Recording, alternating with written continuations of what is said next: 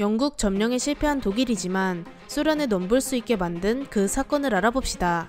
소련은 광활한 대지와 자원을 가졌지만 소련 이전의 국가였던 러시아 제국 황제의 독재와 그로 인해 터져나온 혁명들로 인해 다른 유럽 국가들에 비해 낙후되고 있었습니다. 독일 같은 경우 제1차 세계대전의 결과인 베르사유 조약으로 군대는 대폭 축소되었고 기술 개발도 제약을 받은 상태였죠. 소련과 독일은 낙후된 군을 개발하기 위해 서로를 이용하는 방법을 택합니다. 서로가 강해지기 위해 독일군은 소련으로 넘어가 군을 발전시킬 방법을 연구하고 소련은 독일에게 훈련장을 제공하는 대신 독일의 군사 기술을 받아갔습니다. 두 국가의 군사 조약으로 많은 명장들이 배출됩니다.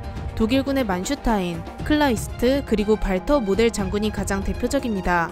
소련 또한 이런 명장을 많이 배출했는데 그중 한 명인 폴란드계 귀족 출신의 투아첵스키 원수는 러시아 제국군으로 입대해서 1차 세계대전에 참가했습니다. 투아첵스키 원수는 남들보다 뛰어난 용맹함으로 1차 세계대전에서 훈장을 받았을 정도로 뛰어난 군인이었습니다. 투아첵스키는 당시 네로라 하는 장교들만이 참여한 독일과 소련의 군사 조약에 참여했고 시대를 앞선 독일군의 전차 운용 방식에 영감을 받아 전격전과 흡사한 종심 타격 전술을 발명합니다. 하지만 이후 투아첵스키 원수에게 비극이 벌어집니다. 당시 레닌이 주도한 11월 혁명으로 러시아 제국의 왕을 몰아내고 새로운 국가인 소련이 세워지면서 붉은 군대라 불리는 혁명군이 요직에 오르게 되었습니다. 이들 중에는 러시아 제국의 군인들도 포함되었는데 이들은 장교 출신보다 부사관 비율이 높았습니다. 심지어 군인 출신이 아닌 민간인 출신도 다수 있었죠. 이들은 혁명에는 특화되어 있을지 몰라도 한 나라의 군을 관리하고 높은 수준으로 이끌기에는 한계가 있었습니다. 더불어 혁명을 통해 국가 요직에 오른 사람들은 혁명의 의지를 이어나가는 것이 아닌 자신들의 입지 확보에 집중했습니다. 이때 레닌의 뒤를 이어 소련의 실세를 쥐고 있었던 스탈린 또한 이들과 마찬가지였습니다. 강철이라는 혁명 시기의 이름을 죽을 때까지 사용한 스탈린은 직설적이면서 비타협적인 모습을 보이는 사람입니다. 스탈린은 서기장 자리에 올라 자신의 입지를 다지기 위해 많은 공을 들였습니다. 그 정점을 찍은 것이 바로 1937년 스탈린은 피해 숙청을 자행합니다. 스탈린의 라이벌인 레프 트로츠키가 권력 싸움에서 밀려 해외로 망명한 것이 그 시작이었습니다. 스탈린은 레프 트로츠키의 편에 있는 사람들을 차근차근 정리해 나갑니다. 무려 1,500명에 달하는 장교를 숙청해버렸죠. 투아첵스키 또한 이 시기에 트로츠키의 사람이라는 이유로 처형되었습니다. 트로츠키가 해외에서 힘을 길러 소련으로 복귀하면 자신을 밀어낼 것이라 판단해 초장부터 싹을 잘라버린 것입니다. 스탈린의 가장 큰 특징이 그 누구도 믿지 않는 것입니다. 군대와 같은 경우 부사관을 제외한 장교는 모두 없애려고 시도했을 정도이죠. 그는 소련급 이상 되는 장교들은 이념에 의심이 간다는 명목으로 숙청을 진행했습니다. 스탈린의 숙청을 전담한 기관은 NKVD 내무인민위원회입니다. 내무인민위원회를 이끄는 베리아는 러시아 제국 영토였던 조지아에서 태어나 러시아 제국의 비밀 경찰인 체카에 들어갔습니다. 체카에 들어간 베리아는 조지아가 러시아 제국으로부터 독립을 외칠 때 자국민 약 10,000명을 학살하며 봉기를 진압했습니다. 베리아의 잔혹한 일 처리 방식이 마음에 든 스탈린은 베리아를 곁에 두고 NKVD의 총수로 임명했습니다. 베리아의 일 처리는 단순합니다. 수감자의 입에서 없던 죄가 나올 때까지 잔인한 고문을 진행하는 것이죠. 스탈린은 이념이 부족하다는 명목으로 독일과의 군사 협약을 통해 배출한 유능한 군 사령관들을 전부 제거해버렸습니다. 이때 가장 큰 문제점은 당연하게도 장교의 수가 절대적으로 부족해지는 것입니다. 스탈린은 이런 문제를 해결할 방법으로 소련 각지에 많은 수의 사관학교를 개설했습니다. 하지만 많은 수의 사관학교를 개설한다 한들 생도들이 사관학교를 졸업하고 일선에 적응하는 데는 오랜 시간이 걸릴 수밖에 없었습니다. 이것이 바로 소련의 군사력에 균열이 생긴 그 첫 번째 이유입니다. 이런 상황에서 1939년 독일이 폴란드와의 전쟁에서 승리하고 유럽 전체를 손에 넣기 위한 움직임을 보였습니다. 이때 스탈린은 결정했습니다. 소련과 독일 간의 전쟁은 반드시 일어날 수밖에 없기에 그 시기를 조금이라도 늦추는 방법을 택하자고 말이죠. 적어도 독일군의 공격을 막아낼 수 있을 만큼 소련군이 강해질 때까지 미루고자 했습니다. 그 방법은 바로 레닌그라드를 지키는 것입니다. 피도 눈물도 없는 것처럼 보이는 스탈린도 존경하는 사람이 있습니다. 바로 혁명의 아버지 레닌이죠. 스탈린은 레닌의 이름을 딴 레닌그라드가 핀란드의 영토와 너무 가깝다고 판단했습니다. 레닌그라드와 핀란드는 고작 32km 거리이기 때문이죠. 실제로 전투기가 핀란드에서 출격하면 불과 2에서 3분 만에 레닌그라드에 도착할 정도입니다. 또한 레닌그라드는 발트해로 나가는 유일한 항구로 전략적 요충지입니다. 소련에겐 반드시 안전하게 지켜야 하는 도시이죠. 그렇기에 스탈린은 핀란드에게 다소 무리한 제안을 하게 됩니다. 핀란드의 국경선을 기존 32km 거리에서 70km 이상으로 옮기라는 것이죠. 당연히 핀란드는 이런 뜬금없는 제안에 응할 리가 없었습니다. 좋은 말로는 들어줄 리가 없으니 소련에게 남은 방법은 군사적 행동밖에 없었습니다. 소련의 외교 장관인 몰로토프는 핀란드가 말을 듣지 않으면 총을 몇 번 쏘면 해결된다는 조언을 하며 스탈린에게 전쟁을 부추깁니다. 결국 스탈린은 군사 행동을 하기로 결정합니다. 여기에서 스탈린의 군사적 무능함이 드러났습니다. 때는 11월로 한참 겨울로 넘어갈 시기였습니다. 핀란드는 유럽에서도 가장 북쪽에 있는 지역 중 하나이고 이런 추운 지역을 공격하려면 겨울이 지나고 따뜻한 여름에 공격해야만 했습니다. 거기다가 핀란드는 절대 만만한 국가가 아니었습니다. 독일의 도움으로 건설한 만네르헤임 선은 핀란드의 혹독한 날씨에 힘입어 철의 요새가 되었습니다. 추운 날씨와 철통 방어를 감수하고 스탈린은 성급하게 침공을 결정합니다. 소련의 30개 사단을 4개 군으로 편성해 핀란드를 침공하며 겨울 전쟁이 시작됩니다. 유럽 지역 중 가장 혹독한 환경인 핀란드의 국민들은 전투적이며 가장 억센 민족이라 할 수 있습니다. 이들은 소련군을 향해 원을 치고 포위하는 이른바 쪼갠 나무토막 전술을 사용했습니다. 이 전술은 기계와 병력의 앞뒤를 공격해 고립시킨 뒤 기동력이 좋은 스키 부대를 보내 고립된 적을 하나하나 깨부수는 일종의 게릴라 전술입니다. 또한 핀란드는 소련과의 국경선에서 싸우는 것이 아닌 철의 요새인 만네르헤임선에서 붉은 군대를 상대했습니다. 나머지 병력은 라도가 호수와 백해 사이에서 소련군 사단들을 공격해 포위 섬멸에 성공했죠. 소련군은 요새를 향한 공격 훈련을 하지 않았기에 전쟁에서 매우 고전했습니다. 무엇보다 동계복을 포함한 보급체제도 갖춰지지 않은 상태였죠. 만네르헤임 원수는 무참히 죽어가는 소련군을 보고 지휘자가 형편없는 관현악 공연과 비슷하다고 말하며 원시적인 모습을 보이는 소련군을 비판했습니다. 궁지에 몰린 소련군은 공격 지휘관을 교체했습니다. 이때 새롭게 부임한 티모셴코 원수가 가장 먼저 한 일은 무너진 병참선을 정비하는 일과 27개 사단을 추가적으로 배치하는 것이었습니다. 이후 소련은 압도적인 수의 병력으로 핀란드군을 밀어붙이기 시작했습니다. 1940년 2월 소련군은 만네르헤임선을 돌파하는 것에 성공하죠. 이렇게 핀란드의 방어선이 뚫리자 소련에 비해 병력이 적은 핀란드군이 할 수 있는 것은 없었습니다.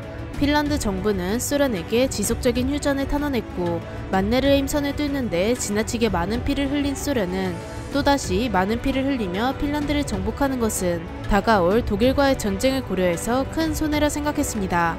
결국 1940년 3월 12일 소련과 핀란드 간의 휴전이 선언됩니다. 핀란드는 전쟁 전에 소련이 요구한 영토를 넘기기로 했죠. 겨울 전쟁에서 필요 이상으로 많은 피를 흘린 소련은 비상이 걸립니다. 현 소련군 상태에 문제가 너무 많다는 것이었습니다. 15년 동안 국방인민위원으로서 소련의 실권자였던 보로실로프는 겨울 전쟁에서 쓸데없이 많은 피를 흘리게 했다는 이유로 적의가 있다는 추궁을 받고 그 자리에서 내려오게 됩니다. 대신 셰몬 티모셴코가 그 자리에 오르게 되죠. 이 과정 중 흥미로운 것은 소련은 통상 위와 같이 추궁을 받으면 숙청을 당하는 관습이 있는데 보로실로프는 숙청을 당하지 않았습니다. 그 이유는 바로 보로실로프가 스탈린의 오랜 친구이기 때문입니다. 스탈린은 자신과 뜻이 맞지 않는다면 과감하게 권력을 빼앗는 특징이 있지만 보로실로프는 스탈린과 허물없이 욕을 하며 심지어 뺨을 때릴 정도로 친한 것이 숙청을 피한 가장 큰 이유입니다. 겨울 전쟁에서는 소련군 126,875명이 죽거나 실종되고 핀란드군 26,662명이 죽었습니다. 비교적 약하다고 평가받는 핀란드군을 상대로 많은 사상자를 낸 소련군은 사기가 급락했습니다. 이것이 당시 독일이 소련에 넘볼 수 있을 만큼 소련의 상태가 좋지 않았던 가장 큰 이유입니다. 독일이 서부 전선에서 고전하고 있는 동안 동부 전선에서는 소련을 중심으로 이런 일들이 일어나고 있었습니다. 한편 히틀러는 겨울 전쟁에서 소련이 고전한 소식을 듣고 걱정되는 마음과 기쁜 마음이 공존하게 됩니다. 히틀러는 소련이 핀란드를 공격함으로써 북유럽에서의 영향력이 커진 것을 걱정했습니다. 독일이 전시 경제를 지속하는데 극히 중요한 물품인 철광석을 공급하는 스웨덴이 소련에게 위협받을 수 있기 때문입니다. 만약 소련이 스웨덴을 압박한다면 독일은 전시 경제 유지에 심한 타격을 입을 것입니다. 그렇기에 히틀러는 조금이라도 북유럽에서 영향력을 올리기 위해 독일과 국경을 맞닿고 있으며 북유럽으로 가는 입구인 노르웨이를 점령할 가치가 있는지 확인합니다. 마침 프랑스와의 전쟁이 시작되고 독일 소형 주남인 그라프 슈페오가 발트해로 수송선 파괴 임무를 나갔다가 영국 구축함인 코사코에 포획되는 사건이 있었습니다. 이 사건을 들은 히틀러는 격분했고 이를 명분 삼아 영국이 노르웨이 영해에 발을 들여서는 안 된다고 말하며 노르웨이와 덴마크 점령을 명령합니다. 1940년 4월 9일 독일은 노르웨이와 덴마크 점령에 국외 사단을 투입합니다. 비무장 국가에 가까웠던 덴마크는 독일이 폭격한다는 소식에 곧바로 항복합니다. 덴마크와 달리 싸울 마음이 있던 노르웨이는 오슬로에서 낡은 요새와 대포들로 독일 구축함들을 격침시키고 있었습니다. 노르웨이는 혼자가 아닌 영국, 프랑스와 함께 싸웠죠. 영국과 프랑스군 12,000명은 노르웨이에 상륙해 독일군과 맹렬하게 싸웠지만 이후 독일이 프랑스를 침공하며 노르웨이에 있던 군인들은 전부 프랑스로 넘어갑니다. 그럼에도 노르웨이는 독일군에게 끝까지 저항했으나 결국 모든 군대가 항복하며 북유럽 내에 독일의 영향력은 커집니다. 이런 시대적 상황을 바탕으로 히틀러는 최종 목표인 소련 점령이 수월할 것이라 판단합니다. 마침내 소련 침공을 결정하고 독일 군부에게 이 사실을 알립니다. 이제 소련에 쳐들어가서 독일의 목표를 달성할 일만 남았는데 독일에게 생각지도 못한 방해꾼이 나타납니다. 과연 히틀러의 앞을 가로막은 그는 누구일까요? 소련까지 힘이 약해졌겠다. 독일은 승승장구하고 있습니다. 과거 1936년 독일과 일본 사이에 체결한 방공협정, 1939년 독일과 이탈리아 사이에 체결한 강철조약, 이 조약에 속해 있는 3개의 국가는 모두 소련에 대항하기 위해 군사동맹을 맺고자 했습니다. 하지만 1939년 독소 불가침 조약으로 독일이 소련과 손을 잡게 되면서 이전의 군사동맹은 무산됩니다. 그럼에도 이들이 소련과 미국에 대항해 전쟁을 펼치겠다는 방향성은 같았습니다. 그들이 원하는 최종적인 그림은 독일이 동쪽의 영토인 소련을 취하면서 유럽을 지배하는 것이고 이탈리아가 아프리카 및 남부 유럽을 지배, 마지막으로 일본 제국은 아시아를 취하는 것입니다. 공통의 목표를 위해 1940년 9월 27일 독일과 이탈리아, 일본은 베를린에서 삼국 동맹을 체결합니다. 조약의 내용은 서로가 가진 목표를 존중하고 상대가 군사적 지원을 원할 경우 적극적으로 도와준다는 것입니다. 삼국 동맹 조약은 처음에 세 국가가 뭉치는 것처럼 보였습니다.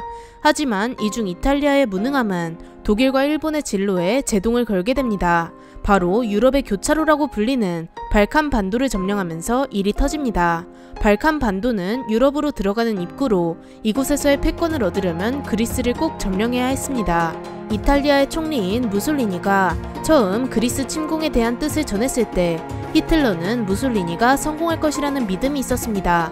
과거 1915년 이탈리아가 험난한 산맥을 낀 오스트리아를 상대로 용맹무쌍하게 싸운 전적을 기억하고 있었기 때문이죠. 더군다나 그리스도 그리 강한 국가가 아니었습니다. 하지만 이탈리아군은 충분한 전력을 갖추지 못한 상태였습니다. 이미 에티오피아로 군대를 파견한 상태였기에 그리스 국경에 배치할 수 있는 군대도 소수였으며 또한 대중을 선동하기 위해 동일한 병력으로 부대 수만 늘리고 부대 규모를 줄여버렸습니다. 결국 부대 각각의 전력은 현저히 낮아지게 되었죠. 이런 악조건을 가지고 1940년 10월 28일 이탈리아는 15개의 사단으로 그리스 영토를 공격했습니다. 무솔리니는 그리스의 핀두수 산으로 기갑 부대를 투입했지만 험난한 산맥으로 유명한 그리스 영토는 기갑 부대가 쉽사리 진격할 수 없었습니다. 이탈리아에게 불리한 조건에서 한 달가량 이어진 전투는 그리스군이 적군을 순조롭게 막아내는 결과로 이어졌습니다. 심지어 이때를 기점으로 기존 이탈리아의 공세에서 그리스의 공세로 바뀌어버렸죠. 이후 그리스 증원군이 전선에 도착하자 그리스는 이미 힘이 빠진 이탈리아 사단을 향해 역공을 가했습니다. 이탈리아군은 겨우 15개의 사단만으로 그리스군 11개 사단을 막는 상황에 처했습니다. 사단의 수로 봐서는 이탈리아가 우세해 보이지만 이탈리아의 사단은 그리스군에 비해 병력의 수와 장비의 질에서 뒤처져 있었습니다. 결국 무솔리니의 군대는 그리스군의 역공에 밀려 알바니아 안으로 들어가게 됩니다. 이렇게 이탈리아가 그리스에게 밀리자 독일은 발칸 반도에서의 영향력을 지키기 위해 그리스 침공을 계획합니다. 하지만 이 계획은 주변 국가들과의 외교 분쟁을 초래할 수밖에 없었습니다.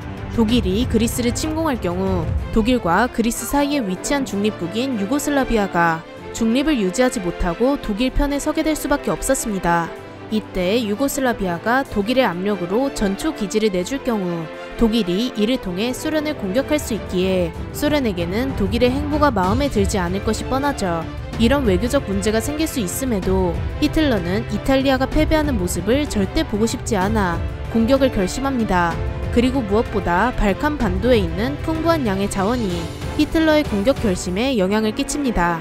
그리스는 독일이 공업에 사용하는 보크사이트 45%를 공급하며 그리스 바로 위에 존재하는 유고슬라비아는 독일 공업에 사용하는 주석의 90%, 납의 40% 등 공업 활동을 유지하는 데 있어 없어서는 안 될 존재입니다. 그리스를 손에 넣으면 이 자원들을 공급받기가 훨씬 수월해지죠. 하지만 가장 중요한 석유는 독소 불가침 조약을 기반으로 소련으로부터 수입해왔습니다. 즉, 독일이 그리스를 공격하면서 소련과 외교적 분쟁이 생긴다면 독일은 공업 활동에 지장이 생길 수도 있습니다. 이런 딜레마 속에서 히틀러는 그리스 영토 전체 점령이 아닌 지중해 패권을 얻기 위해서 필요한 공군 전투기지 획득에 초점을 두었습니다. 이때 영국은 프랑스를 도와 독일과 싸우면서 전력이 비교적 약해졌지만 그럼에도 조금이나마 추축국의 전쟁을 방해하기 위해 노력했습니다. 바로 그리스 본토에 항공대를 보내는 것입니다. 비록 영국이 보낸 항공대는 소수이지만 이탈리아의 전함 세척을 격침하는 등 조직력이 약한 이탈리아에게 패배를 안겨주기에는 적당했습니다. 이런 혼란스러운 상황 속에서 루마니아와 헝가리, 불가리아는 독일에게 동조해 삼국 협약에 참여하게 됩니다. 끝까지 중립을 지키는 나라였던 유고슬라비아는 이미 삼국 협약에 가입된 루마니아와 헝가리에게 협약에 가입하라는 압박을 받습니다. 유고슬라비아는 자국이 발칸 반도에서 중립을 유지하는 것이 발칸 반도가 불바다가 되지 않는 길이라 역설하며 삼국협약 가입에 저항했습니다. 그러나 삼국협약에 가입한 나라들의 수많은 독일군이 들어오는 것을 보고 겁먹은 유고슬라비아는 자국 영토가 군 이동에 이용되지 않으리라는 보증을 받으며 결국 삼국협약에 가입하게 됩니다. 독일 입장에서는 전보다 수월하게 유고슬라비아의 자원을 공급받을 수 있었지만 히틀러는 그보다 더한 것을 원했습니다. 조금이라도 빨리 소련을 침공할 수 있도록 유고슬라비아에서 군을 이동하길 원한 것이죠. 이런 히틀러의 바람은 유고슬라비아 내부에서 저절로 이루어졌습니다. 유고슬라비아가 끝까지 중립을 유지하지 않은 것에 불만을 가진 유고슬라비아 국민들은 삼국협약 가입을 무효화 선언하며 밀란 네디치 총리가 이끄는 친형파 세력 주도 아래 쿠데타를 일으켰습니다. 히틀러는 이 쿠데타를 절호의 기회로 여겼습니다. 히틀러는 유고슬라비아의 혼란한 정치 상황을 진압한다는 명목으로 유고슬라비아를 침공합니다. 쿠데타를 지원하던 유고슬라비아의 군대는 독일에게 손쉽게 제압되어 버립니다. 이렇게 순식간에 쿠데타가 제압된 이유 중 하나는 바로 낙후된 유고슬라비아의 군대 때문입니다. 유고슬라비아 공군의 기체 450대 중 200대가 1차 세계대전 당시 쓰였던 기종이기도 했지만 결정적으로 군을 효율적으로 통솔하는 능력이 없었습니다. 유고슬라비아의 육군은 폴란드 침공 당시 폴란드가 한 실수를 그대로 저지릅니다. 적은 수의 군으로 모든 것을 지키고자 이탈리아, 루마니아, 헝가리 국경 등 모든 곳에 군을 배치했으며 심지어 구닥다리 소총이나 노새가 끄는 산악 대포로 방어하는 것이 전부였습니다. 이미 현대식 군대를 보유하고 있는 독일을 상대하기엔 어림도 없는 무장 상태와 전술이었던 것이죠. 유고슬라비아 육군의 저항은 너무나도 약소한 나머지 휴전 조약이 이루어지기까지 독일군은 고작 151명만이 사망했습니다. 이렇게 독일 공업활동의 중심이라 볼 수 있는 유고슬라비아를 완전히 통제하게 되고 히틀러는 그리스로 들어갑니다. 유고슬라비아와 달리 그리스는 완강하게 저항합니다. 현대식 군대인 영국군 3개 사단의 병력까지 받아 더욱 강력하게 저항할 수 있었죠. 하지만 그리스는 저항의 강도만 강해졌을 뿐 전쟁에서 이길 수는 없었습니다. 독일은 아직 본격적인 공세를 시작하지도 않았는데 그리스군은 그 상태에서 막기에도 급급했습니다. 독일군의 공세가 시작되자마자 이탈리아군을 상대로 견고한 방어를 보여줬던 그리스군은 독일군의 공격 한 번을 막아내지 못하고 전선 여러 곳에서 항복이 끊이지 않았습니다. 그 와중에 그리스의 총리 알렉산드로스 코리치스가 그리스의 암울한 상황을 비관하며 자살하는 바람에 정부 수반들의 단 한 명마저 사라졌습니다. 또한 영국군이 전선에서 후퇴하면서 그리스의 상황은 한층 더 악화됩니다. 영국군은 독일군의 공격에 계속 후퇴하며 싸우기보다는 차라리 좀 더 전략적으로 중요한 지점으로 후퇴해 저항하는 것이 좋다고 판단했습니다. 차량화 장비들이 많았던 영국군은 퇴각에 성공했고 독일군과의 최후의 결전지로 크레타 섬을 택합니다. 크레타 섬은 그리스 영토 중에서 가장 중요한 지역으로 동지 중에 제해권을 유지하기 위한 영국 함대가 있는 곳이며 크레타 섬에 있는 비행장을 이용하면 독일에게 석유를 공급하는 루마니아를 폭격할 수 있는 위치입니다. 향후 독일군에게 지속적으로 저항해야 하는 영국과 그리스에게는 절대적으로 지켜야 하는 지역입니다. 독일군은 크레타 섬으로 향하는 길을 막아서는 그리스군을 순조롭게 정리하고 발칸 반도의 마지막 행선지인 크레타 섬으로 향합니다. 과연 독일의 공수부대원들은 그리스군과 영국군에 맞서 순탄하게 크레타 섬을 점령할 수 있을까요? 독일군은 슈투덴트 장군의 지휘 아래 발칸 반도의 마지막 점령지인 크레타 섬으로 향합니다. 공수 강습을 진행할 계획이었는데 이는 큰 손실률을 각오해야 합니다. 먼저 공중을 완벽하게 장악하고 있지 않으면 굉장히 위험합니다. 군인들을 수송하는 수송기는 폭격기와 비슷하게 전투기의 호위를 받으며 작전에 나가지만 폭격기와 달리 기체를 방어할 최소한의 무장도 없습니다. 그렇기에 제공권을 완벽하게 장악하지 못한 상태로 작전에 나간다면 자살 행위에 가깝죠. 또한 적기를 모두 격추했다 해도 하늘을 지키는 방공망을 무시할 수 없습니다. 당시에는 방공의 기본 전술인 화망사격을 주로 이용했는데 화망사격이란 목표물을 두고 사격하는 것이 아닌 한 구역에 집중 사격을 하는 것입니다. 아무래도 지상에서 총을 쏘면 항공기에 도달하는 시간과 중력에 의해 탄의 위력이 줄고 정확성 또한 현저하게 낮아지기 때문에 차라리 한 구역을 정해 집중 사격을 진행합니다. 그럼 탄으로 된 막이 생기게 되고 이 구역을 비행하는 항공기를 격추하기 쉬워집니다. 이런 화망 사격은 항공기보다 공수부대에게 더 위험한데요. 공수부대원이 수송기에서 강화할 때 속도가 항공기에 비해 현저하게 느리기 때문입니다. 이는 화망 사격에 의해 제압되기 쉽다는 것이죠. 이런 난관을 뚫고 공수부대가 땅을 밟았다고 해도 그곳엔 적군이 전투태세를 하고 벼르고 있을 것입니다. 이렇듯 공수 강습은 많은 위험이 따르는 작전입니다. 안타깝게도 슈투덴트 장군이 계획한 크레타 섬 점령은 더욱 어려웠습니다. 바로 슈투덴트 장군의 계획을 영국군이 알았기 때문이죠. 전쟁에서 이기는 가장 중요한 요소인 기습을 잃어버렸습니다. 몇 년 전 나온 영화인 이미테이션 게임의 주 소재인 애니그마가 그 열쇠였는데요. 영국군은 얼트라라는 작전을 개시해 독일군의 암호화 기계인 애니그마를 공략합니다. 영국 브레칠리 지역에 있는 정보부호 암호학교에 이 작전을 맡겼습니다. 영화에도 나오듯이 애니그마를 공략한 방법은 하일 히틀러나 오늘의 날씨같이 자주 반복되는 단어들에 주목한 것입니다. 여담으로 독일 공군 암호를 푸는데 가장 도움이 된 것은 헤르만 괴링의 실없는 농담들이었습니다. 영국은 마침내 슈투덴트 장군의 계획을 승인한 히틀러의 암호를 해독했으며 그 다음 날에는 독일군에게서 가로챈 암호에 있는 적색이라는 단어가 크레타 섬이라는 것도 알아냈죠. 또한 작전 개시 날짜가 5월 15일에서 5월 17일로 늦춰진 것도 알아챘습니다. 애니그마는 보안이란 찾을 수 없을 정도로 취약했던 것이죠. 이렇게 독일은 모든 것을 들켜버렸지만 미리 아는 것과 미리 대처하는 것은 하늘과 땅 차이입니다. 영국군은 미리 알았지만 미리 대처하지는 못했습니다. 영국은 기동성과 유연성이 존재하는 공격부대를 상대로 기동성을 잃은 방어부대로 상대하고자 했습니다. 매 순간 임기응변이 필요한 전쟁터에서 기동성이 없다는 것은 매우 불리합니다.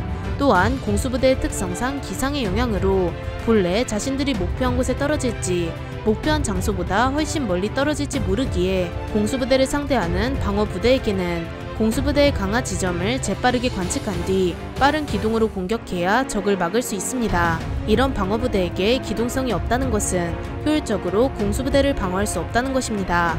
영국군이 안일하게 대비하고 있는 사이 5월 20일 독일군 제1강습연대가 수송기에 몸을 실었습니다.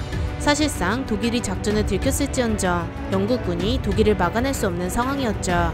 이런 안일한 대비를 한 영국군을 구원한 것은 그리스군도 독일군도 아닌 저 멀리 떨어진 영토에서 온 뉴질랜드 군인들입니다. 사막의 여우로 불리는 롬멜은 아프리카에서 뉴질랜드군과 싸운 것을 바탕으로 자신이 만난 적군 중에서 가장 잘 싸운 군인은 뉴질랜드 군인이라 평가했을 정도로 군인의 질이 높았죠. 이렇게 전투력이 높은 뉴질랜드군 총 3개 대대가 크레타 섬의 말렘의 간이 비행장을 방어했습니다. 독일 공수부대의 비극은 크레타 섬의 낙후된 환경에서 생깁니다. 크레타 섬의 지형은 울퉁불퉁하기에 공수부대원이 착지할 때 다칠 위험이 큽니다. 결국 전투를 치르기도 전에 많은 수의 독일군이 다쳐버렸죠. 뉴질랜드 군인들은 이렇게 다친 독일의 공수부대원들을 가차없이 사살했습니다. 더욱이 뉴질랜드 군인들은 강화하는 공수부대를 확인하고는 화망사격을 실시하며 크레타 섬의 땅을 밟기도 전에 처리했습니다. 슈투덴트 장군의 공격 첫날은 재앙과도 같았습니다. 하루 만에 600명 중 400명이 사망하는 손실을 기록하게 되죠. 제1강습연대는 괴멸에 가까운 피해를 입었음에도 생존자들을 모아 간이 비행장을 향해 이동하려 했습니다. 그렇지만 당연하게도 너무 많은 사상자와 부상자를 냈기에 제1강습연대는 더 이상 전진할 수 없었습니다. 또한 같은 날 공격을 시작한 다른 낙하산 연대들 또한 착지 후 공격을 할 수 없을 정도의 피해를 입었죠. 사상 최대의 공수강습이 진행된 날 사령관인 슈투덴트 장군은 자신이 아끼는 사단이 처한 비극을 모르는 상태로 있었습니다. 자신이 세운 계획대로 공격이 진행되었으리라 자신했죠. 공격 다음 날 자신의 부대가 처한 상황을 알게 된 슈투덴트는 전황을 바꾸기 위해 갖은 노력을 했지만 독일군은 전진할 힘도 없었고 슈투덴트 장군에게도 전황을 바꿀 마땅한 방법이 없었습니다. 하지만 이때 영국군이 이 상황을 스스로 뒤집게 됩니다. 영국군은 뉴질랜드 군대가 독일군을 이렇게 잘 막을지 심지어 괴멸 직전까지 몰아세울지는 몰랐습니다. 크레타에서 독일군과 싸우던 영국군 지휘관 프레이버그는 자신들이 거둔 성과를 제대로 파악하지도 못했으며 상부에 보고도 하지 않았고 다시 있을 전투를 대비한 재편성 또한 지시하지 않았습니다. 이런 프레이버그의 의문스러운 행동은 바로 턱없이 부족한 무전기 수 때문이었습니다. 영국군은 크레타 섬에 100개 남짓의 무전기만을 소유하고 있었고 이는 크레타 섬의 모든 군인들이 적절한 정보를 공유할 수 없는 수량이죠. 이렇게 영국군은 서로 소통 부재로 우왕좌왕하고 있었기에 독일의 열악한 군대로도 밀려버리는 상황에 처합니다. 영국군은 자신들이 가지고 있었던 우위를 어처구니없이 독일군에게 넘겨줬습니다. 이렇게 우위를 가져온 독일군은 자신들이 원하던 목표인 크레타 섬에 있는 비행장을 한 군데 점령했습니다. 한편 슈투덴트 장군이 크레타 섬 점령을 시작하기 직전 수월한 점령을 위해서 소련 침공을 앞둔 육군으로부터 산악 여단 1개를 빌려왔습니다. 이 산악 여단은 슈투덴트 장군의 공수부대가 섬에 착륙해 어느 정도 기반을 닦아놓으면 공수부대와 합류할 계획이었습니다. 슈투덴트 장군의 공수부대가 제대로 된 공격 없이 말렘의 간이 비행장을 점령하자 슈투덴트 장군이 빌려온 산악소총연대의 1개 대대가 수송기를 타고 말렘의 간이 비행장에 착륙했습니다. 산악소총연대가 도착하고 한 일은 바로 뒤에 있을 공격에 대비해 진지를 만드는 작업입니다. 그런데 산악소총연대를 돕기 위해 오던 부대 중 일부는 크레타에 오면서 불운을 겪게 됩니다. 이들은 수송기가 아닌 수송선으로 왔는데 이들을 호위하는 이탈리아 해군들이 영국 함대에게 제압당하면서 수송선 내부에 독일군 300명이 전원 수장되는 비극을 맞습니다. 이런 극심한 피해를 입고 독일 공군은 영국 해군에게 복수하게 됩니다. 5월 22일 독일 공군이 영국 전함과 순양함 그리고 구축함을 공격하죠.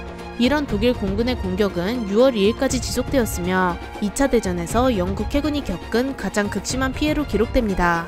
바다에서 이런 일이 일어나는 동안 육지에서는 산악소총연대가 오면서 승기는 독일군으로 넘어오고 있었습니다. 말레메에 있는 간이 비행장을 되찾으려는 뉴질랜드 군인들의 공격은 실패로 끝났으며 슈투덴트 장군은 크레타에 최대한 많은 군인이 들어올 수 있게 말레메의 간이 비행장에 수송기를 최대한 집어넣었습니다. 착륙 도중 수송기가 망가지면 다음 수송기가 착륙할 수 있게끔 옆으로 치우면서 말이죠.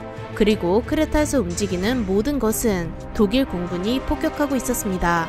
이런 원시적인 전투를 보고받은 처칠은 하원 의회에서 지금 벌어지고 있는 싸움은 가장 이상하고 암담한 전투입니다. 우리 편에는 공군이 없고 상대편에는 전차가 거의 없습니다. 어느 쪽도 퇴각할 수단이 없습니다. 라면서 크레타의 원시적인 전투를 평했습니다. 크레타에서 방어를 지휘하는 영국군 사령관 프레이버그는 독일군을 향한 역공을 위해 동쪽으로 퇴각한다 했으나 이는 영국군이 크레타 방어를 위해 꼭 필요한 전략적 요충지를 독일군에게 넘겨주는 행동입니다. 즉 프레이버그의 전략은 독일군의 진격을 조금 늦출 뿐이었죠. 이 사실을 알고 있는 프레이버그는 중동에서 근무하고 있는 영국군 장군 웨이벌에게 크레타가 독일군에게 넘어가는 것은 시간 문제라고 했습니다. 크레타 섬 이전 그리스 전투 때부터 많은 패전을 겪은 영국군과 뉴질랜드군에게 군기란 사라졌습니다. 프레이버그는 덩케르트 때처럼 최대한 많은 병력을 영국으로 돌려보내려 했지만 그의 부대들은 해군과 접촉하기 위해 해변으로 갈 체력도 없었습니다. 이런 비극적인 상황에도 프레이버그는 6월 1일까지 18,000명을 영국으로 보내는 것에 성공했습니다. 하지만 12,000명은 독일군의 포로가 되었죠. 크레타 전투는 이렇게 끝이 났습니다. 하지만 이전까지 압도적인 전투력으로 승리만을 얻은 히틀러에게는 크레타 전투가 언짢았습니다. 히틀러는 공수부대의 시대는 끝났다고 악평했으며 결정적으로 다시는 크레타 전투와 같은 공수강습 유형의 작전은 없다고 말했습니다. 실제로 크레타 전투에서 독일군 사상자는 4,000명인데 대부분이 공수부대원이기 때문이죠. 이렇게 히틀러는 동쪽으로 향하는 모든 기반을 만들었습니다. 과연 독일군은 소련의 혹독한 겨울과 압도적인 인력을 감당할 수 있을까요? 히틀러는 흥분되는 마음을 진정시키고 그토록 원하던 동쪽 영토 소련 침공을 준비합니다. 사상 최대 규모의 육상전인 독소전쟁. 독소전쟁의 발발 이유는 총 4가지입니다. 첫 번째로 히틀러의 자서전 나의 투쟁에도 나와있듯이 독일 국민의 생존권을 위해 풍부한 자원을 가진 동쪽의 영토 소련을 점령해야 했습니다. 두 번째, 독일이 소련을 제압함으로써 유럽 대륙의 패권을 장악하기 위함입니다. 히틀러의 전쟁 목표 중 하나는 소련의 주변 지역을 병합하고 본토 일부를 파괴하며 그 외 지역은 독일에 예속시켜 소련을 독일의 식민지 수준으로 관리하는 것입니다. 셋째, 나치즘과 볼셰비즘의 이데올로기적 대립 때문입니다. 세계에는 볼셰비즘과 같은 공산주의 사상이 날이 갈수록 퍼지고 있었는데요. 그 중심에 있는 소련을 무너뜨리고자 한 것이죠. 히틀러는 비공식적으로 유대인과 볼셰비즘을 영원한 주적으로 간주한다고 밝혔습니다. 마지막으로 팽창하는 소련의 군사력 때문입니다. 피해 숙청 이후 벌어진 소련과 핀란드 간의 전쟁에서 소련의 열악한 군대 상태가 드러났습니다. 그렇기에 스탈린은 군대를 증설시키기로 마음먹었죠. 독일은 이때까지 제2차 세계대전을 진행하면서 육지에서 패배한 적이 없었습니다. 이런 압도적인 전투력을 가진 군대를 막기 위해서는 많은 수의 군대가 필요한 것이 자명하기에 소련에게는 다른 선택지가 없었죠. 이처럼 소련 또한 독일의 침략을 예견하고 있었는데요. 추축국들이 삼국 동맹을 맺은 이유도 소련과 미국에 대항하기 위해서였습니다. 경제적, 군사적으로 엄청난 강국이며 대서양과 태평양을 끼고 있는 미국에게 대항하기 위해서는 해군 증설을 위해 소련을 우선적으로 점령해야 했죠. 소련이 이런 군사적 흐름을 모를 리가 없었습니다. 스탈린은 영국 기자와의 인터뷰에서 독일과의 전쟁은 1941년에 피한다 해도 1942년에는 불가피해질 것이다 라고 밝혔죠. 당시 독일 육군 참모총장인 프란츠 할더 장군은 6주라는 짧은 기간 만에 프랑스를 굴복시킨 자신감을 토대로 8에서 10주 사이에 소련을 점령할 수 있다고 장담했습니다. 소련을 공격하는 독일군의 전략은 폴란드와 프랑스 전역에서 사용한 전격전이었습니다. 할더의 장담을 바탕으로 속전속결을 통해 소련 군대에 혼란을 주고 선멸전을 통해 소련의 모든 군대를 격파하는 것입니다. 하지만 히틀러와 육군 총사령부는 독일의 군대가 단기간에 소련의 모든 영토를 점령할 수 없다고 판단했습니다. 그렇기에 소련의 전략적 요충지인 민스크, 키예프, 레닌그라드, 스탈린그라드, 마지막으로 모스크바를 우선적으로 점령하여 소련의 경제활동을 멈추려는 전략을 세웁니다. 이렇게 만들어진 작전이 바로 바르바로사 작전입니다. 독일의 조상으로 여겨지는 신성 로마 제국의 프리드리히 1세의 별명에서 따온 이름이죠. 독일은 총 3개의 집단군을 형성해 전투에 나섭니다. 가장 먼저 북쪽에 있는 북부 집단군은 레프 장군의 지휘관으로 동프 러시아에서 집결해 프스코프와 레닌그라드를 향해 공격에 나섭니다. 그리고 세 개의 집단군 중 가장 강력한 중부 집단군에는 기갑 집단을 배정받게 됩니다. 프랑스와의 전쟁에서 기갑 부대의 압도적인 전투력을 확인한 독일은 기존 기갑 부대의 최대 규모인 기갑 군단을 한층 더 높여 기갑 집단으로 증설합니다. 기갑 집단은 3개의 기갑 군단이 모여 만들어진 것으로 소련 공격 전까지 총 4개의 기갑 집단이 만들어집니다.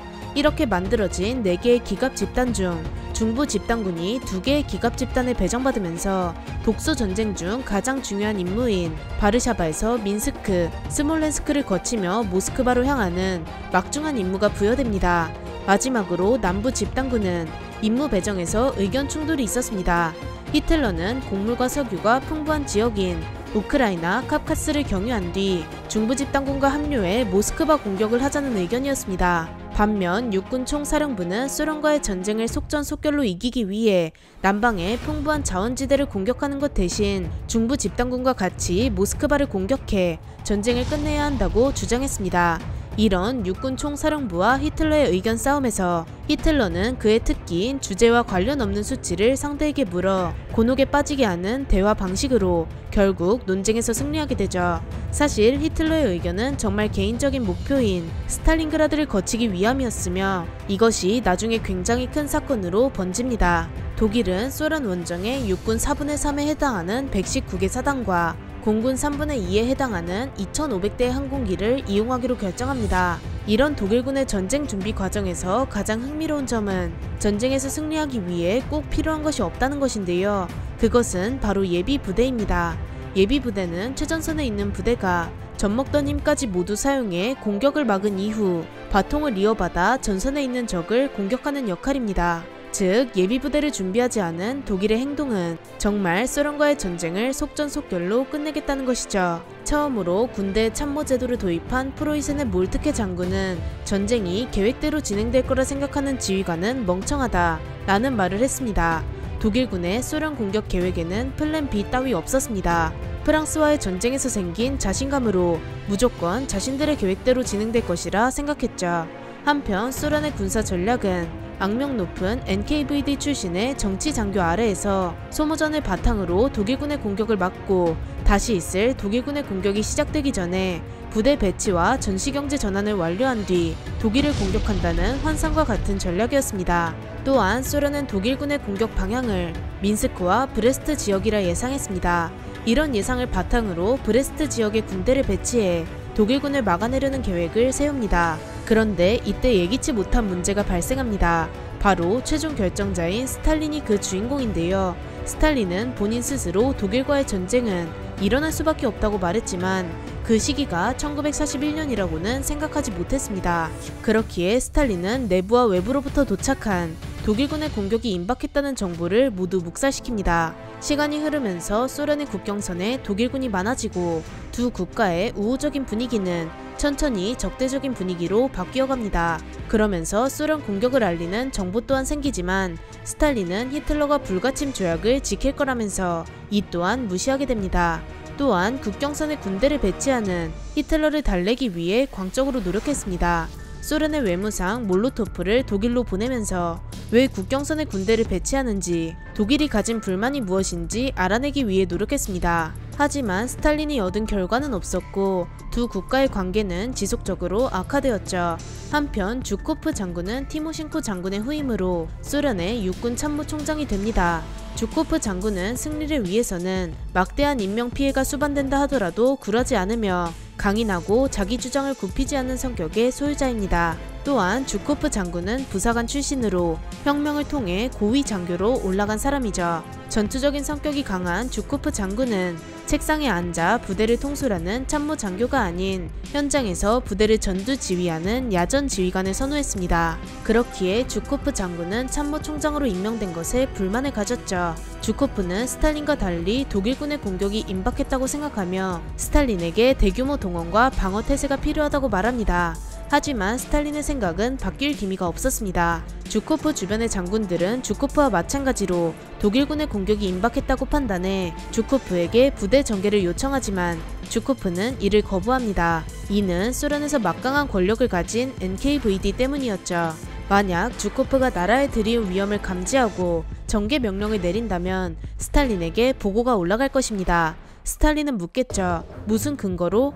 주코프가 답합니다. 위험하기 때문입니다. 스탈린은 이 말을 듣고 NKVD의 총수인 베리아를 불러 주코프를 지하실로 데려가 라고 명령할 것입니다. 이 정도로 스탈린과 그의 숙청을 전담하는 NKVD는 합리성, 이성, 자비 따위 없는 두려운 존재였습니다. 독일군의 공격 정보는 NKVD의 해외 정보원들에게도 들어왔습니다. 일본에서 정보 수집을 하는 NKVD 정보원 라이하르트 조르게는 독일이 일본에게 소련 침공을 함께하자고 요청했으며 독일이 6월 20일에 약 150개의 사단으로 공격에 나선다는 정확에 가까운 정보를 소련 상부로 올립니다. 하지만 이 정보를 들은 외무상 몰로토프는 도대체 무슨 자신감에 차 있는지 소련을 공격하는 것은 어리석은 짓이라며 묵살해버립니다. 또한 영국 정보부도 독일군의 암호 해석을 바탕으로 독일의 소련 공격을 스탈린에게 알리지만 윈스턴 처칠의 강교한 속임수라며 무시합니다. 이렇게 소련은 공격 직전까지 180건 정도의 공격 정보를 받았지만 모두 무시합니다. 이 중 가장 기이한 사건은 독일의 공격 전날인 1941년 6월 21일 어떤 술에 취한 독일군 병사가 소련 국경선을 넘어와 다음날 공격한다고 외치는 황당한 사건이 있었는데 스탈린은 그 병사를 쏴 죽이라고 명령했습니다. 역정보라 생각한 것이죠. 스탈린의 그 누구도 믿지 않는 성격이 나온 것입니다. 이쯤 되면 스탈린의 기이한 행동에 의문이 생기는데요. 하지만 이런 스탈린의 행동에도 어느 정도 합리적인 부분이 있었습니다. 바로 소련이 독일보다 대군을 가졌다는 것과 소련의 길게 뻗은 국경선 때문에 독일의 선제 공격은 없을 거라 예상했습니다. 또한 스탈린은 공격과 방어가 최소한 2대1의 수적 우위가 있어야 한다고 생각했기에 독일의 공격을 더더욱 의심하지 않은 것이죠. 마지막으로 히틀러의 공격 시기입니다. 히틀러의 공격 예정일인 6월 22일은 소련의 여름이 시작되기 고작 몇 주 전으로 아직 추운 시기입니다. 즉 공격하기 좋은 따뜻한 기간을 몇 주 안 남기고 공격을 감행할 리가 없을 것이라 판단했습니다. 이처럼 소련의 장군들은 공격에 임박한 독일로부터 소련을 지키기 위해 동분서주하고 있었지만 막상 최종 결정자인 스탈린은 아무 대비를 하지 않았습니다. 스탈린이 한 유일한 행동은 공격 정보를 묵살하는 일과 공격 전날인 6월 21일 모스크바 항공 방위대를 경계 상태에 놓은 것이 전부입니다. 이제 소련 침공 작전인 바르바로사 작전 실행만이 남았습니다. 과연 스탈린의 지도자로 둔 소련의 미래는 어떻게 될까요? 히틀러는 과연 오랜 숙명을 이룰 수 있을까요? 1941년 6월 22일 지상 최대의 육상전인 독소전이 시작합니다. 전투 하나가 하나의 전쟁으로 볼 정도의 규모를 자랑하는 독소전. 독일 육군 참모총장인 프란츠 할더 장군이 전 부대의 전쟁의 시작을 알리는 암호인 도르트문트를 보내면서 전쟁을 선포합니다. 독일군 4개의 기갑집단 중 2개의 기갑집단을 보유한 중부집단군은 단연코 독일의 가장 강력한 집단군입니다. 중부집단군 소속 이 기갑집단을 이끄는 전차의 아버지 구데리안 장군은 자신이 맡은 브레스트 리토프스크 요새 점령을 앞두고 깊은 고민에 빠집니다. 브레스트 리토프스크 요새는 1918년에 체결된 한 조약으로 만들어집니다. 1차 세계대전 당시 러시아 제국은 독일의 반대편인 동맹국 진영에서 전쟁에 참여했습니다. 하지만 러시아 제국의 황제는 전쟁에서 아무런 소득도 얻지 못했고 결정적으로 전쟁 중 민심을 헤아리지 못한 결과로 레닌의 주도 아래 10월 혁명이 일어납니다. 이때 혁명이 일어나면서 국가 내부가 혼란스러워졌고 이 시점에서 외부의 적을 만들면 굉장히 위험했습니다. 특히 당시 주적이었던 독일이 이때를 틈타 러시아 제국을 노린다면 혁명에 성공한다 해도 러시아 영토를 보존하지 못할 상황이었습니다. 그렇게 레닌은 러시아 제국이 독일과의 전쟁을 종료한다는 조약인 브레스트 리토프스크 조약을 맺으면서 바로 이때 브레스트 요새가 건설됩니다. 구데리안 장군은 앞서 폴란드 전역에서 브레스트 리토프스크 요새를 점령한 적이 있지만 이 시기는 이미 독일군의 승리가 확정되었던 시기이므로 폴란드군의 저항이 비교적 약했습니다. 하지만 소련과의 전쟁에서 이 요새를 점령하는 것은 차원이 다른 일입니다. 구데리안 장군은 폴란드와의 전쟁 때처럼 적은 손실로 이 요새를 점령할 수 있을지 확신이 없었죠. 하지만 이런 불안감을 가지고 있는 구데리안 장군에게 희망이 찾아오는데요. 바로 폴란드 침공 당시 손상된 브레스트 요새를 소련군이 제대로 보수해놓지 않았다는 것입니다. 이는 공격하는 입장에서 훨씬 유리해지는 것입니다. 구데리안 장군은 요새에 대한 공격이 시작될 때 전선에서 고작 15km 떨어진 지점에서 전투 지휘를 했습니다. 요새의 내구도를 낮추기 위해 포병의 포격이 시작된 뒤 급강화 폭격기인 슈투카의 공습 이후 제2기갑집단 소속 17, 18기갑사단을 최선봉으로 해서 브레스트 요새를 향해 부크강 도하를 시작했습니다. 18기갑사단은 도하를 시작한 지 30분 만에 도하에 성공했습니다. 이렇게 구데리안 장군은 공격 시작 전에 생긴 불안감과는 다르게 모든 전선에서 기습 공격을 성공했습니다. 브레스트 요새 근처에 있는 모든 교량은 독일군의 손으로 넘어가게 되죠. 구데리안의 기갑 집단이 기습 공격을 시작했을 때 초기에는 독일군의 공격 정보를 몰랐기에 도망치기 바빴지만 소련군은 초기의 혼란을 진정시키고 요새를 지키기 위한 조국을 지키기 위한 끈질긴 저항에 들어갑니다. 6월 23일 저녁에 구데리안의 기갑 집단은 본격적인 요새 공격에 들어갔습니다.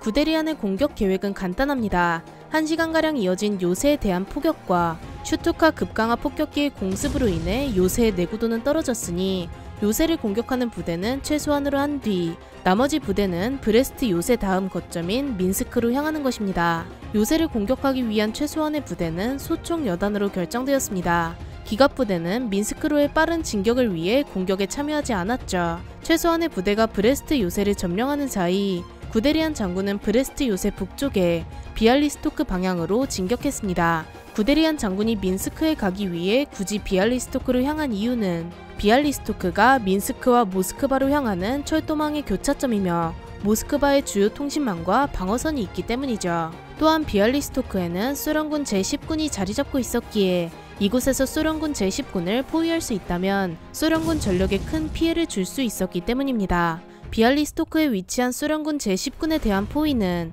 호트 장군이 이끄는 제3기갑집단이 위쪽에서 구데리안 장군이 이끄는 제2기갑집단이 아래에서 집계발 형태를 만들어 포위를 시작합니다. 6월 24일 시작된 10군에 대한 포위는 제2기갑집단 소속 47기갑군단이 슬로님으로 도망치는 제10군의 이동 경로를 끊으며 민스크로 향하는 진경로를 여는 동시에 소련군 제10군의 포위망을 얼추 완성합니다. 독일군 제47기갑군단의 놀라운 업적을 보고받은 구데리안 장군은 곧장 운전병만 대동하고 슬로님으로 향하다가 퇴각하는 소련군 무리와 맞닥뜨리게 됩니다. 소련군 무리를 발견한 구데리안 장군은 전속력으로 달려 가까스로 탈출하는 해프닝도 있었습니다. 이때 구데리안을 알아본 소련군은 독일의 사기를 떨어뜨리기 위해 구데리안 장군이 죽었다는 기사를 내기도 했습니다. 한편 47기갑군단이 번개 같은 속도로 민스크를 향하는 사이 중부집단군 소속의 보병부대는 47기갑군단의 후방이 차단되지 않도록 진격했습니다. 소련 침공 5일 만에 바르바로사 작전 목표 중 하나인 민스크 포위망이 완성되었죠. 민스크 포위망이 완성된 후 독일군의 목표는 브레스트 요새 때와 마찬가지로 도시 점령은 최소한의 보병 부대에게 맡기고 기갑부대는 다음 목표지인 스몰렌스크로 진격하게 됩니다. 브레스트 요새 점령과 민스크 포위 전투 때 구데리안 장군은 여타 다른 장군들과 다르게 전선에 나가 있었습니다. 소련군이 구데리안 장군을 발견하고 공격하는 위험한 상황도 종종 생겼지만 구데리안 장군은 늘 전선에 머무르면서 시시각각 변하는 상황에 맞게 조치를 내리며 자신이 본래 세운 계획에 맞게끔 전황이 돌아가도록 노력했습니다. 번개와 같은 전차의 진격 속도를 지휘관이 감당하려면 책상이 아닌 전선에 나가서 지휘해야 함을 몸소 보여주며 브레스트 요새 포위전, 비알리스토크 포위전, 마지막으로 민스크 포위전을 성공으로 이끌었습니다. 독일군이 공격을 시작한 시점에 스탈린은 쿤체보에 있는 자신의 별장에서 숙면을 취하고 있었습니다. 독일군의 공격 소식을 들은 소련군 장군 티모셴코는 급히 스탈린의 별장으로 전화를 걸어 스탈린을 깨우려 했는데요. 하지만 스탈린의 별장을 관리하던 장교는 스탈린이 숙면을 취하고 있어 전화를 바꿔줄 수 없다고 말하죠. 티모셴코와 같이 있던 주코프는 다시 별장으로 전화를 걸어 독일군의 공격이 있으니 어서 빨리 스탈린을 깨우라고 명령합니다. 주코프 장군의 보고를 받은 스탈린은 급히 크렘린에 있는 자신의 집무실로 돌아와 외무상 몰로토프를 부릅니다. 스탈린은 몰로토프에게 소련이 독일에게 공격받을 정도로 잘못한 일이 있냐고 물어봅니다. 몰로토프의 대답 없이 한동안의 침묵이 이어지던 와중에 스탈린이 말을 꺼냅니다. 독일군의 공격은 전쟁이 아닌 도발이라 말하죠. 스탈린은 군사적인 대응을 하지 말라고 지시하면서 독일군의 공격은 일종의 국경선 도발이니 공격이 곧 멈출 것이라고 말합니다. 스탈린의 결정을 옳지 않다고 판단한 주코프와 소련 장군들은 전선 곳곳에서 독일군의 공격이 있다며 스탈린에게 전시 상태로 전환하라고 설득합니다. 스탈린은 마지못해 비상동원령을 선포합니다. 주코프는 비상동원령을 곧바로 전선에 있는 부대로 전파했지만 여기서 예기치 못한 문제가 생깁니다. 바로 독일군 특공대 때문이죠. 독일군 특공대는 전쟁이 시작함과 동시에 소련군 후방으로 침투해 통신선을 자르는 임무를 수행했습니다. 통신선 절단 임무는 성공했고 주코프의 비상동원 명령이 부대까지 전달되지 못하는 안타까운 일이 벌어집니다. 그렇게 소련군은 제대로 된 방어태세를 하지 못한 상태로 독일군에게 맞서 싸웠습니다. 전쟁 발발 3일 만에 경제도시 민스크가 포위당하는 처참한 결과가 나오게 되죠. 스탈린은 민스크를 포위당한 사실을 듣고는 절망감에 온몸이 사로잡힙니다. 스탈린은 돌연 정부를 정지 상태로 만들고는 쿤체보에 있는 자신의 별장으로 떠납니다. 그리고는 안락 의자에 앉아서 레닌이 만든 국가를 자신이 망쳤다면서 자책합니다. 이렇게 무책임하게 가출해버린 스탈린의 행동으로 소련 정부 수반들은 앞으로 이 상황을 어떻게 극복할지, 누구를 지도자로 뽑을지 회의를 진행합니다. 회의에서는 스탈린만큼 소련을 이끌 권위 있는 자는 없다는 결론이 나왔습니다. 스탈린의 가출 3일차에 소련 정부 수반들은 오후 4시에 스탈린을 찾아 별장으로 떠납니다. 이때까지 스탈린은 노트에 "우리는 견뎌내리라"를 적으며 자책과 절망을 반복하고 있었습니다. 자신을 찾아온 정부 수반을 본 스탈린은 왜 찾아왔냐며 짜증을 냈습니다. 정부 수반들이 회의한 내용을 들은 스탈린은 당황한 마음을 감추고 자신이 정말 적합한지 되묻습니다. 유년기 시절부터 스탈린의 친구인 보로실로프 장군은 당신보다 적절한 사람은 없다며 스탈린의 마음을 바로잡았습니다. 스탈린은 4일간의 가출을 끝내고 7월 1일 크렘린에 있는 자신의 집무실로 돌아옵니다. 스탈린이 복귀하고 가장 먼저 한 일은 인민들을 향한 연설입니다. 누군가를 죽일 때 일말의 망설임조차 없던 스탈린이 가출 이후 연설을 할 때는 물을 계속해서 마시는 등의 긴장된 모습을 보여줍니다. 스탈린은 연설에서 그동안 사용하지 않았던 단어들을 사용합니다. 바로 인민들을 가족, 형제, 그리고 친구 등 혁명에 어울리지 않는 단어들로 칭한 것이죠. 스탈린의 연설은 지금까지 한 연설들보다 말의 속도는 느릴지언정 그의 뜻을 전하기에는 모자름이 없었습니다. 스탈린은 우리들의 대의는 오르며 적들은 분쇄될 것이라는 말을 끝으로 연설을 마칩니다. 연설이 끝나자 소련 인민들에게 한 가지 달라진 점이 있었습니다.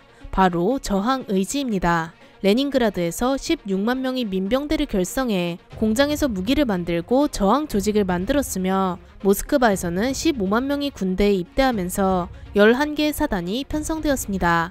앞서 스탈린이 자행한 무책임한 가출은 전쟁 초기 스탈린이 다짐한 독일군을 무찌르겠다는 환상이 깨지면서 찾아온 일종의 신경쇠약이라는 이야기가 있습니다. 다른 한편으로는 소련의 위기가 커지자 스탈린이 자신의 지도력이 어느 정도인지 확인하기 위해 고의로 가출했다는 이야기도 있습니다. 어쨌든 스탈린은 가출 이후 소련을 하나로 만들었는데요. 독일군의 속전속결과 소련의 저항정신 중 과연 어느 쪽이 최후의 승자가 될까요? 구데리안의 열정적인 지휘 덕분에 중부 집단군은 자신들의 최종 목표인 모스크바 점령까지 마지막 한 발자국 스몰렌스크 점령만이 남았습니다. 승리를 눈앞에 두고 독일에는 한 가지 문제가 생깁니다. 바로 독일 내부에서 분열의 조짐이 보인 것이죠. 히틀러는 가장 중요한 요소인 속전속결을 망각했습니다. 원래 포위에 성공한 도시는 최소한의 보병만으로 점령을 시도하며 기갑 병력은 신속하게 다음 전략적 요충지로 향해야 했는데요. 히틀러는 구데리안 장군과 호트 장군이 만든 비아위스토크 포위망에서 기갑 병력도 함께 소련군을 공격하라고 지시합니다. 반면 독일 육군 최고사령부는 바르바로사 작전에 따라 기갑 병력을 빠르게 다음 목표인 스몰렌스크로 보내려 했습니다. 그러면서 둘 사이에 의견 차이가 생기게 되죠. 육군 총사령관 발터 본 브라우이치와 육군 참모총장 프란츠 할더 장군은 막강한 권력을 가진 히틀러의 눈치를 보느라 부대에게 적절한 명령을 내리지 못합니다. 이렇게 되면 전선에 있는 군인들은 어떤 명령에 따라야 하는지 헷갈리게 되며 결정적으로 의사결정 자체가 늦춰집니다. 이런 독일군의 내부 상황을 가장 적나라하게 보여준 곳이 바로 구데리안 장군이 속한 중부 집단군인데요. 히틀러와 육군 총사령부 중간에서 책임을 회피하려는 보크 장군은 자신의 부하 클루케 장군에게 결정 권한을 위임했습니다. 히틀러의 생각을 절대적으로 지지하는 클루케 장군은 당연히 히틀러의 뜻대로 결정할 예정이었죠. 한편 구데리안 장군은 스몰렌스크 근처로 대규모의 소련군이 이동한다는 정보를 입수하면서 소련군이 새로운 방어선을 구축한다는 사실을 알아냈습니다. 스몰렌스크는 드네프르 강을 앞에 두고 있기에 원래부터 점령이 쉽지 않은 지역이죠. 이런 상황을 토대로 구데리안은 과연 공격 결정을 내려야 하는지 아니면 새로운 명령이 나올 때까지 기다려야 하는지 고민에 빠지게 됩니다. 후방에 있는 보병이 전선까지 오려면 최소 14일은 걸리며 소련의 방어선이 아직 완성되지 않았기 때문에 히틀러의 생각과 다르게 구데리안은 지금이 공격해야 할 타이밍이라고 생각합니다. 7월 7일 구데리안 장군은 공격을 결정하고 소련군 방어선의 약점을 고려해 공격 지점을 추립니다. 스타리, 비오프, 모길레프였죠. 순조롭게 공격 준비가 되어가는 와중에 구데리안 장군에게 불청객이 찾아옵니다. 바로 클루케 장군입니다. 히틀러의 뜻에 따라 비아위스토크를 공격하려는 클루케 원수는 드네프르 강 도하를 준비하는 구데리안에게 찾아가 앞으로 어떤 계획을 가지고 전쟁을 진행할 것인지 묻습니다. 이 질문에 구데리안 장군은 속전속결을 위해 드네프르 강을 건널 것이라고 대답합니다. 하지만 이는 클루케 원수가 원한 답변이 아니었죠. 클루케 원수는 히틀러와 같은 생각을 해야 한다며 공격 계획을 당장 취소하라고 호통칩니다. 하지만 구데리안 장군은 이미 공격 시작 지점으로 이동한 부대가 원래 위치로 돌아가다가 적에게 발각되면 전멸할 수 있다며 자신의 계획을 변호하는데요. 구데리안은 공격이 반드시 성공할 것이고 본인이 이 전쟁을 1941년 이내에 끝낼 능력이 있다고 말하며 자신감을 보여줍니다. 이런 자신감 넘치는 구데리안의 모습에 깊은 인상을 받은 클루케 장군은 구데리안의 계획은 항상 아슬아슬하다면서 자리를 떠납니다. 이번에는 명령 불복종을 눈감아줬지만 구데리안 장군은 눈엣 가시로 남게 되었죠. 독일군 상부에서 아무런 지원도 받지 못하는 상황 속에서도 구데리안 장군은 7월 10일 드네프르 강 도하를 시작합니다.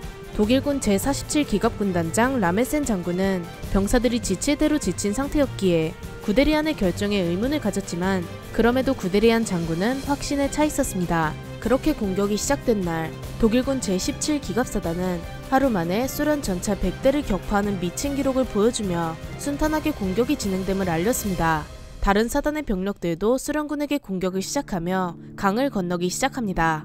드네프르 강 도하는 하루 만에 성공하면서 소련군의 방어선에 구멍을 내는 성과를 올립니다. 구데리안은 이 기갑집단 소속의 병력들이 모두 도하에 성공했다는 보고를 받게 되는데요. 그는 다음 목표인 스몰렌스크를 향해 진격할 전투력이 남아있는지 확인하기 위해서 47기갑군단 사령부로 향합니다. 구데리안은 47기갑군단 모두가 정해진 위치에 도착한 것을 확인하고는 스몰렌스크로 바로 진격하는 것이 오래 안에 전쟁을 끝낼 수 있는 유일한 방법이자 소련군에게 역공을 당하지 않을 유일한 방법이라는 점을 강조하며 각 군단의 새로운 목표를 하달합니다. 24기갑군단은 스몰렌스크 남쪽에 위치한 체리코프로 진격하면서 독일군을 막기 위해 올라오는 소련군을 막는 임무, 47기갑군단은 스몰렌스크로 곧장 진격해서 포위하는 임무를 내렸습니다. 또한 47기갑군단은 바로 스몰렌스크로 진격함으로써 북부 집단군 레프 장군을 남쪽에서 보호하는 것 또한 임무였습니다. 드네프르 강을 도하한 뒤 구데리안 장군이 휴식 시간 없이 바로 스몰렌스크 공격을 감행한 이유는 집결한 장소가 소련군에게 몹시 노출되기 쉬운 위험한 장소였기 때문입니다. 그렇기에 구데리안 장군은 공격당하기 전에 빠르게 진격하는 것만이 패배를 예방하는 길이라 생각했죠. 그렇게 진격을 시작했고 24기갑군단이 소련군을 견제하는 사이 47기갑군단은 스몰렌스크로 향하면서 소련군을 제압했습니다. 이런 와중에 자세한 전선의 상황을 알고 싶었던 히틀러는 자신의 전속부관 슈문트 대령을 구데리안에게 보내 어디까지 향했는지 알아보도록 지시합니다. 구데리안 장군은 정보를 공유하면서 육군 총사령부와 히틀러는 앞으로 어떤 방향을 가지고 있는지 슈문트 대령에게 물어봅니다. 하지만 슈문트 대령에게서 나오는 말은 모르겠다는 말뿐이었죠. 육군 총사령부의 속전속결과 히틀러의 적 분쇄 사이에서 아직 타협을 보지 못했다는 이야기입니다. 엎친 데 덮친 격으로 구데리안의 부대는 지칠 대로 지친 나머지 각 부대에서 인원과 장비 보충 요청이 생겨나고 있었습니다. 심지어 한 보병연대는 탄약이 다 떨어져 추가 탄약 공급을 요청했으나 구데리안 장군은 남은 탄약이 없으니 사격을 중지하라는 지휘관이 가장 하기 힘든 말을 꺼내는 상황에 이릅니다. 이처럼 상부에서 적절한 지원을 받지 못한 구데리안은 전쟁 초기 상태에 비하면 매우 열악한 상태에 처하게 됩니다. 전쟁이 일어난 지 20일 만에 벌어진 사태이죠. 한편 소련은 티모셴코 원수의 지휘하에 20개 사단이 지친 구데리안 장군에게 공격을 가합니다. 이미 스몰렌스크에 도착해 방어 상태에 들어간 구데리안을 공격하는 것에 의문이 들 수도 있으나 티모셴코 원수는 독일군이 드네프르 강 도하와 스몰렌스크 진격을 통해 많이 약해졌을 것이라 판단했습니다. 티모셴코 원수는 끊임없는 공세를 통해 독일군을 드네프르 강 뒤로 후퇴시키려 했죠. 그러나 아무리 약해졌다고 한들 기갑병력이 많은 독일군을 소련군이 공격하기란 매우 어려웠습니다. 소련 입장에서 스몰렌스크를 독일군에게 넘겨준다는 것은 수도 모스크바로 가는 길을 내주는 것이기에 스몰렌스크만은 수단을 가리지 않고 지켜내야 합니다. 하지만 티모셴코 원수는 쉬지 않고 공격에 공격을 나섰음에도 독일군에게 그저 고민거리 하나를 안겨주는 정도였습니다. 구데리안 장군은 스몰렌스크 북쪽에서 진격 중이던 호트의 기갑 집단을 도와야 했지만 소련의 끊이지 않는 공세로 인해서 도울 수 없게 된 것이죠. 또한 구데리안에게는 아직도 육군 총사령부에 적절한 명령이 없었기 때문에 계속 방어 태세를 유지해야 할지 소련군에게 역공을 가해 공세를 멈추게 해야 할지 결정을 내리지 못했습니다. 이에 대한 해답을 얻기 위해서 구데리안 장군은 중부집단군 참모부가 있는 곳으로 가서 명령을 받습니다. 하지만 중부집단군이 내린 명령은 구데리안 장군이 차마 받아들이기 힘들었습니다. 구데리안 장군은 모스크바로 향하라는 명령을 기대했으나 실제 명령은 히틀러의 지시인 고멜 방면으로 진격해 소련군 8에서 10개 사단을 포위 섬멸하라는 것이었습니다. 고멜은 스몰렌스크 남쪽에 있으며 가장 큰 문제는 현 위치에서 독일로 가는 방향이라는 것입니다. 왔던 길을 다시 돌아가라는 말이죠. 사실상 히틀러는 속전속결을 벌이고 선멸전을 택했습니다. 구데리안 장군은 히틀러의 지시를 따르는 것이 군인으로서 맞는 판단이지만 구데리안을 비롯한 중부집단군의 참모진들은 고멜 방면으로 가는 것이 옳지 않다고 생각합니다. 구데리안은 현 상황에서 가장 위험한 존재인 티모셴코 원수의 병력을 공격할 것이라고 중부집단군에게 말하며 증원 병력을 요청합니다. 결국 구데리안에게 2개의 새로운 보병 분단이 추가되었으며 구데리안의 이 기갑 집단은 구데리안 군집단으로 승격했습니다. 이야기를 마치고 돌아온 구데리안 장군은 티모셴코 원수에게 가할 역공 준비에 전념했습니다. 하지만 그에게 뜻하지 않은 손님이 찾아옵니다. 바로 히틀러의 전속 부관 슈문트 대령입니다. 슈문트 대령은 배격 기사 철시 훈장을 가져오면서 히틀러가 구데리안 장군의 공로를 인정함과 동시에 결정적으로 히틀러의 생각을 말합니다. 히틀러는 여전히 우크라이나 지역의 자원지대 점령을 매우 중요시하면서 모스크바 진격의 회의적인 입장을 밝힙니다. 히틀러의 아집은 이제부터 시작입니다. 히틀러는 과연 독소전을 자신의 자존심 전쟁이 아닌 독일 국민들을 위한 전쟁으로 만들 수 있을까요?